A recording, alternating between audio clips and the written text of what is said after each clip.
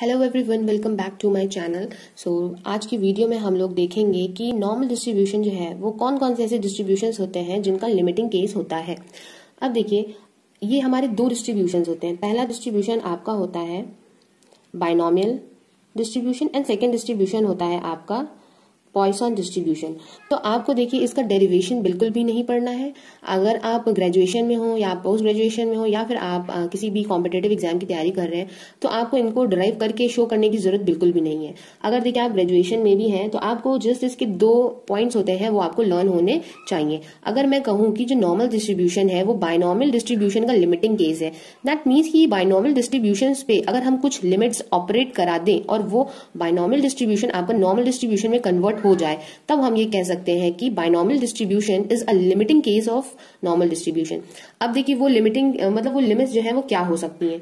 तो देखिए मैं आपको बता दूं कि पहली लिमिट ये हो सकती है कि आपको पता है कि बाइनोमियल डिस्ट्रीब्यूशन में जो सैंपल साइज होता है, जो n की वैल्यू होती है, दैट मीन्स जो x आपकी जब x वैल्यूज हम ड्रॉ करते हैं इससे डिस्ट्रीब्यूशन से, तो वो x जो होता है वो फाइनाइट होता है। आपने डिस्ट्रीब्यूशन जब याद किए होंगे उसमें आपने देखा होगा कि x is going from 0 1 to up to n। That means n जो होता है एक आपकी फाइनाइट वैल्यू होती है, बट वही n अगर आपका इनफाइनाइट की ओर टेंड करने लगे, दैट मीन्स जो भी सैंपल है आपका वो आपका इनफाइनाइट की ओर टेंड कर जाए, तो एक कंडीशन ये हो गई आपकी। एंड जो सेकंड कंडीशन ये होती है कि आपका जो p और q है वो बहुत ही ज्यादा स्मॉल ना हो। That means p and Q की अगर मैं बात करूं तो ये दोनों ही स्मॉल नहीं होने चाहिए। तो अगर ये दोनों ही स्मॉल नहीं है, साथ में n जो है आपका वो इनफाइनाइट की ओर टेंड कर जाए, तो जो भी आपका बाइनोमियल डिस्ट्रीब्यूशन है वो आपका नॉर्मल डिस्ट्रीब्यूशन की ओर टेंड कर जाएगा। तो इसकी ये सिंपल दो कंडीशंस होती हैं। अब आप चाहो तो इसका आप जो प्रूविंग है वो आप गुप्ता एंड कपूर में देख सकते हो पेज नंबर 9.4 पे। अदरवाइज इसकी प्रूविंग की जरूरत नहीं होती, बस ये दो पॉइंट्स हैं, आपको ये चीजें लर्न होनी चाहिए, यही सफिशियंट है आपके लिए। अब देखिए पॉइसन डिस्ट्रीब्यूशन कैसे है limiting case of normal distribution. तो इसके लिए जस्ट एक इसका आपको पॉइंट याद रखना है और वो है ये कि पॉइसन डिस्ट्रीब्यूशन का जो पैरामीटर होता है दैट मीन्स लैम्डा, आप लैम्डा कह लो या फिर मीन कह लो या फिर वेरिएंस कह लो ऑफ पॉइसन डिस्ट्रीब्यूशन, वो तीनों ही सेम होते हैं।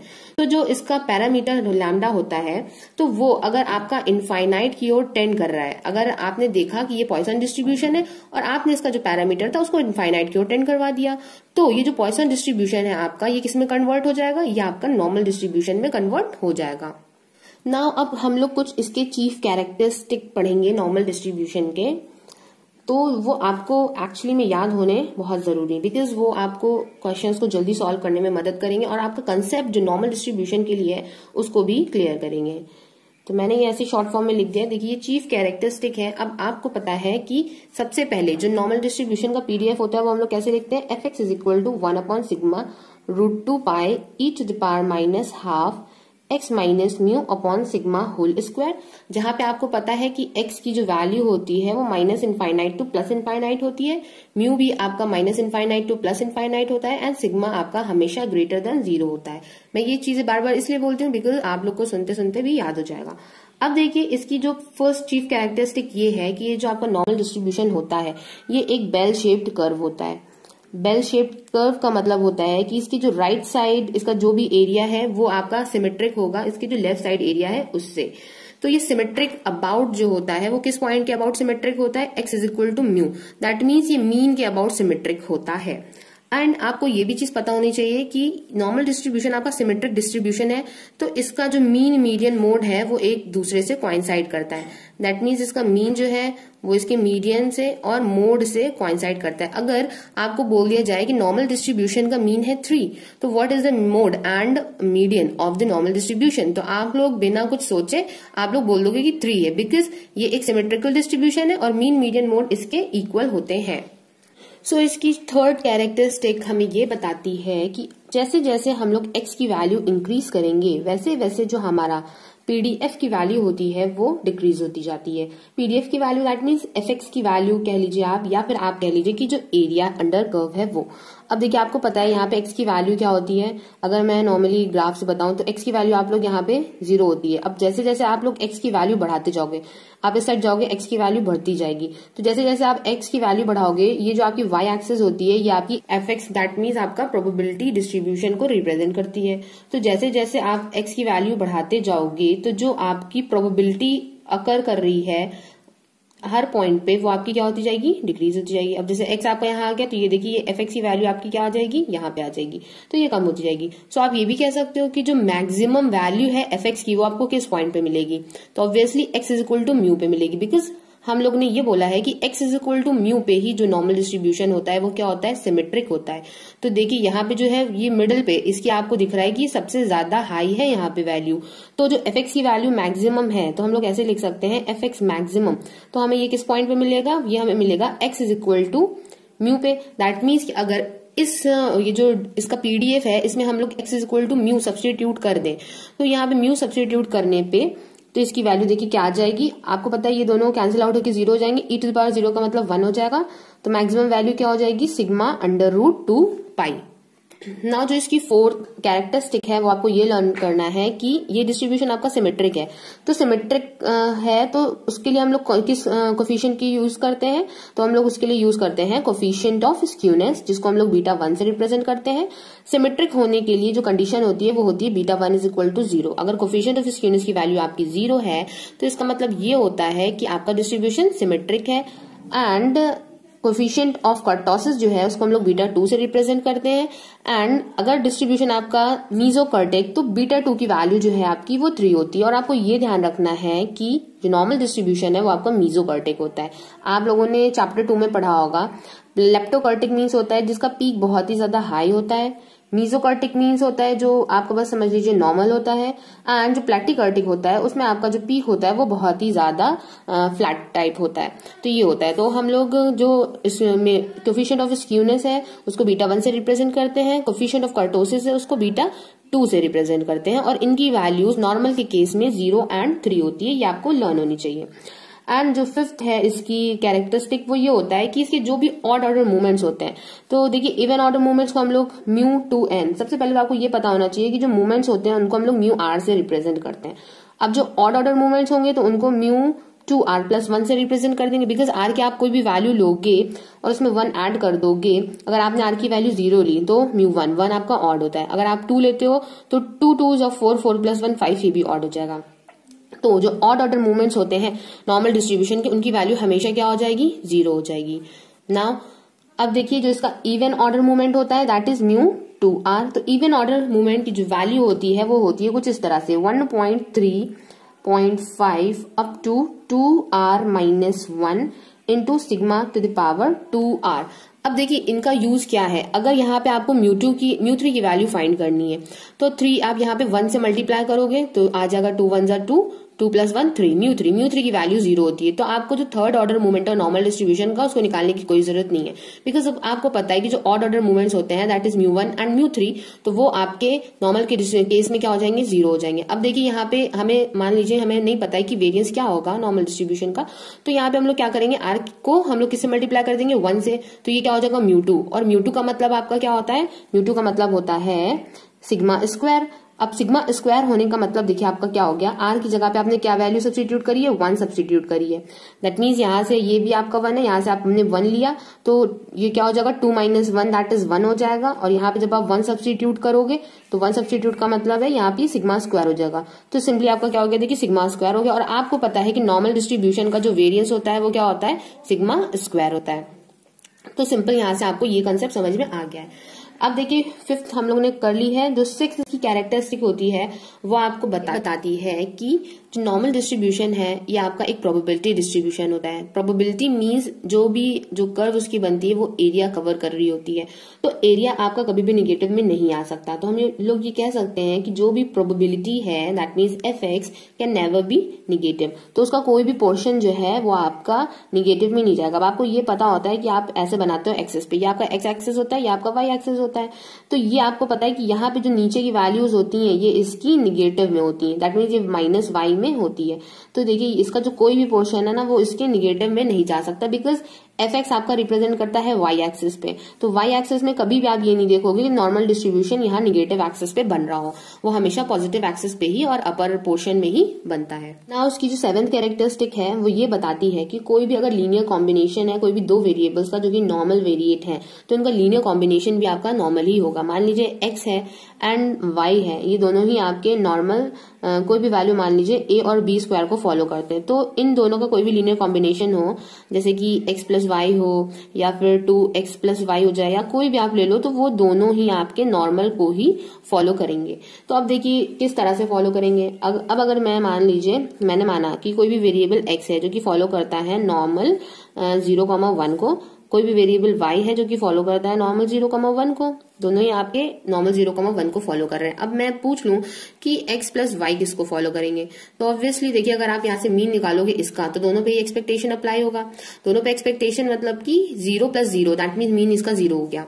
एंड अगर मैं दोनों पे वेरियंस ऑपरेट कर दूं, variance of x variance of y, और x y आपके दोनों इंडिपेंडेंट है, तो variance of x plus variance of y करोगे तो 1 प्लस 1 दैट मीन्स 2 आ जाएगा। तो ये देखिए दोनों ही नॉर्मल को फॉलो कर रहे हैं। अब ऐसे ही अगर हम लोग करें x माइनस वाई किसको फॉलो करेंगे, जब मैं यहाँ पे एक्सपेक्टेशन ऑपरेट करूंगी तो 0 माइनस 0 0 ही हो जाएगा, बट मैं जब यहाँ पे वेरियंस ऑपरेट करूंगी तो वेरियंस ऑफ x हो जाएगा, और ये माइनस वाई है, तो माइनस को मैं वेरियंस अगर बाहर निकाल लूं तो देखिए वो प्लस का हो जाता है।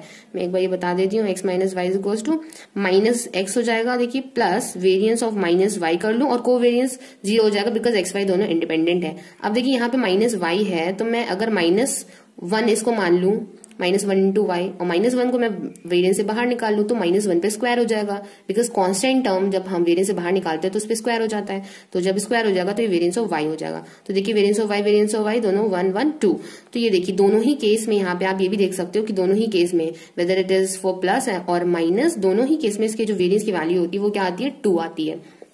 तो यहाँ से आपको पता चल गया कि अगर x और y या कोई भी और दो वेरिएबल्स हैं, u v x y कोई भी वेरिएबल हो, उनका अगर मैं लीनियर कॉम्बिनेशन ले रही हूँ तो उनका लीनियर कॉम्बिनेशन भी हमेशा नॉर्मल डिस्ट्रीब्यूशन को ही फॉलो करता है। एंड वन मोर थिंग आप इसको कह सकते हो कि उसकी 8th कैरेक्टरिस्टिक है, वो ये है कि x एक्सिस जो होती है वो आपकी एज ए एसिम्पटोट वर्क करती है। अब एसिम्पटोट आपको पता है वो क्या होती है, एसिम्पटोट अगर कहीं पे भी होगी तो कर्व उसके साथ में आते आते उसके साथ पैरेलल में चलने लगती है, तो x एक्सिस हमेशा एज ए एसिम्पटोट ही वर्क करती है। नाउ अब कुछ होते हैं पॉइंट्स ऑफ इन्फ्लेक्शन, अगर आप लोगों ने पढ़ा हो या आप लोगों ने सुना हो तो पॉइंट ऑफ इन्फ्लेक्शन भी होते हैं। तो मैं आप पॉइंट ऑफ इन्फ्लेक्शन है तो इनकी वैल्यूज आप लोग याद कर लीजिए, तो वो ही ज्यादा बेटर होगा आपके लिए। सो इनके पॉइंट ऑफ इन्फ्लेक्शन जो होते हैं वो होते हैं mu plus minus sigma and 1/सिग्मा under root 2 pi e to the power -12। तो आप जस्ट सिंपल इनको लर्न कर लीजिए और इनकी कोई भी वैल्यूज गिवन होंगी म्यू सिग्मा की, तो आप इनमें सब्स्टिट्यूट करके आप पॉइंट ऑफ इन्फ्लेक्शन को फाइंड आउट कर सकते हो। नाउ 10th इसकी कैरेक्टरिस्टिक जो है वो आपको बताती है मीन डेविएशन अबाउट मीन के बारे में। तो मीन डेविएशन अबाउट मीन जो होता है नॉर्मल डिस्ट्रीब्यूशन का, उसका फॉर्मूला होता है सिग्मा अंडर रूट 2 पाई। आप अभी जब ये आप चैप्टर पढ़ोगे तो उसमें मैं इसको ड्राइव करके भी आपको दिखाऊंगी। तो उसका अब आप इसको इक्विवेलेंट टू लिख सकते हो 4/5 सिग्मा। आपको ये चीजें लर्न होनी चाहिए बिकॉज ये आपसे बीच बीच में क्वेश्चंस में पूछा जा सकता है। नाउ देखिए जो 9th कैरेक्टरिस्टिक, जो 11th कैरेक्टरिस्टिक है वो क्या है, उसमें देखिए ये है कि आपको नॉर्मल डिस्ट्रीब्यूशन के क्वार्टाइल्स की भी वैल्यू होती है वो भी लर्न होनी चाहिए। तो देखिए Q1 जो इसका फर्स्ट क्वार्टाइल होता है, क्वार्टाइल आपका एरिया को रिप्रेजेंट करता है, तो फर्स्ट क्वार्टाइल जो होता है उसका वैल्यू होती है म्यू माइनस 0.6745 सिग्मा, एंड जो आपका थर्ड क्वार्टाइल होता है वो आपका होता है म्यू प्लस 0.6745 सिग्मा। अब मैंने आपको म्यू2 क्यों नहीं बताया, बिकॉज अगर आप देखोगे ये आपका नॉर्मल डिस्ट्रीब्यूशन होता है, देन यहाँ पे आपका आएगा फर्स्ट क्वार्टाइल। क्वार्टाइल जो होते हैं वो 25% एरियाज को कवर करते हैं, एंड आपके टोटल 3 क्वार्टाइल्स होते हैं Q1 Q2 Q3। तो मैंने आपको Q1 बताया एंड Q3 बताया। Q2 मैंने इसलिए नहीं बताया बिकॉज Q2 जो होता है आपका सेकेंड क्वार्टाइल वो आपके मीडियन के इक्वल होता है। दैट मीन्स तो आप Q2 is equal to mu भी ले सकते हो, बिकॉज म्यू आपको पता है नॉर्मल डिस्ट्रीब्यूशन का मीन मीडियन मोड जो है वो इक्वल होता है। तो ये आपकी हो गई 11th। नाउ आपकी जो 12th कैरेक्टरिस्टिक है नॉर्मल डिस्ट्रीब्यूशन की वो आपको बताती है क्वार्टाइल डेविएशन के बारे में। सो क्वार्टाइल डेविएशन का फॉर्मूला आपको लर्न होना चाहिए, वो क्या होता है Q3 minus Q1/2। That means third quartile में से आपने अगर फर्स्ट क्वार्टाइल को माइनस किया तो ये बीच का रीजन आ गया और इसको आपने डिवाइडेड बाय 2 कर दिया, तो ये आपका रिप्रेजेंट करता है क्वार्टाइल डेविएशन को। तो नॉर्मल डिस्ट्रीब्यूशन का जो क्वार्टाइल डेविएशन होता है उसकी जो अप्रॉक्स वैल्यू होती है वो होती है 2/3 सिग्मा। नाउ अगर कुछ कभी कभी ऐसा होता है कि क्वेश्चंस में आपसे पूछ लिया जाता है कि quartile deviation, mean deviation and standard deviation के बीच में जो रिलेशनशिप है वो क्या है, तो आप देखिए ऐसे देख सकते हैं quartile deviation, then mean deviation, then standard deviation. तो इनका जो रेशियो होता है, इनके बीच का जो रिलेशनशिप होता है वो आप कह सकते हो। देखिए क्वार्टाइल डेविएशन मैंने निकाला हुआ है 2/3 सिग्मा, देन इसका जो मीन डेविएशन होता है वो भी मैंने बताया था 4/5 सिग्मा, एंड स्टैंडर्ड डेविएशन आपको पता है वो क्या होता है, सिग्मा होता है। आप या तो ये अगर ऑप्शन में है तो आप इसको टिक कर सकते हो, अदरवाइज आप क्या टिक करोगे, अब जब आप इसको सॉल्व कर लोगे तो देखिए यहाँ से क्या आ जाएगा, 5 3 15 हो जाएगा। तो जब 15 मैं यहाँ पे इसको भेजूंगी तो देखिए 15 से अगर मैं पूरी इक्वेशन को मल्टीप्लाई कर दूं, बिकॉज डिनोमिनेटर में 5 3 15 आ रहा है। अब देखिए मैं जब इसे 15 से मल्टीप्लाई करूंगी तो 3 5 15, 5 2 10 इज 2, देन यहाँ पे 5 5 कैंसिल हो जाएगा, 3 4 कितना हो जाएगा, 12 हो जाएगा, देन 15। आप लोग ये तो इजीली सॉल्व कर सकते हो। सो या तो आपको ये लिखना होगा ऑप्शन में, या तो आपको ये लिखना होगा। तो ये दोनों ही वैल्यूज आपको, एक वैल्यू आप याद कर लो, दूसरी वैल्यू आप अपने आप फाइंड कर लोगे। अब देखिए जो नेक्स्ट है कैरेक्टरिस्टिक, वो बताती है इसकी एरिया प्रॉपर्टी के बारे में। दैट मीन्स कि अगर हमारी जो वैल्यूज हैं, एक्स हमारी कौन सी वैल्यू ले तो उसकी प्रोबेबिलिटी क्या होगी, यहाँ पे हमें वो पता चलती है। अगर एक्स हमारा म्यू माइनस सिग्मा से म्यू प्लस सिग्मा के बीच में अगर लाई कर रहा है तो इसकी प्रोबेबिलिटी होती है 0.6826। देन आपका नेक्स्ट होता है म्यू माइनस, अब यहाँ पे सिग्मा था, अगर हम यहाँ पे 2 सिग्मा ले लें, म्यू प्लस 2 सिग्मा, देन वो आपका जो एरिया कवर करेगा वो करेगा 0.9544। देन म्यू माइनस 3 सिग्मा अगर यहाँ पे हो जाए तो देखिए ये एरिया आपका कवर करेगा 0.9973 एरिया कवर कर लेगा। तो ये तीन है, ये 3 बेसिक हैं, तो आपको ये चीजें लर्न होनी चाहिए, और साथ में ही आपको स्टैंडर्ड डेविएशन की वैल्यू पता होनी चाहिए। अगर हमको लेवल ऑफ साइनिफिकेंस अगर आपको दिया हुआ है, मान लीजिए आपको दिया हुआ है 90, तो 90 पे जो z की वैल्यू होती है 1.645 होती है। देन अगर अल्फा की वैल्यू 95 है तो उस पे z की वैल्यू 1.96 होती है।